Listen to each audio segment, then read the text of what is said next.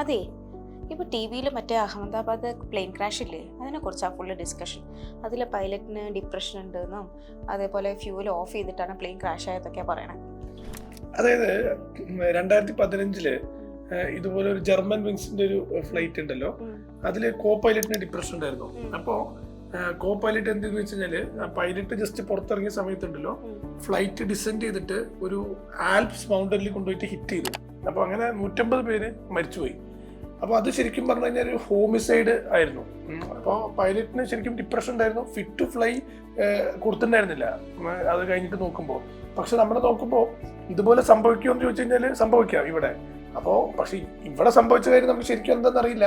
പക്ഷെ നമ്മളിതുപോലെ എയർ ലൈനിൽ വർക്ക് ചെയ്യുന്ന പ്രൊഫഷണൽസ്, എസ്പെഷ്യലി പൈലറ്റ്, അങ്ങനെയുള്ള ആൾക്കാർക്ക് മെൻ്റൽ ഹെൽത്ത് എന്ന് പറയുന്ന ഒരു കാര്യം വളരെ ഇമ്പോർട്ടൻ്റ് ആണ്. പീരിയോഡിക് ആയിട്ട് ഫിസിക്കൽ ഹെൽത്ത് ചെക്ക് ചെയ്യുന്ന പോലെ തന്നെ മെൻ്റൽ ഹെൽത്തും ചെക്ക് ചെയ്യണം എന്നുള്ളത് ഉറപ്പ് വരുത്തേണ്ട ഒരു ആവശ്യമാണ്.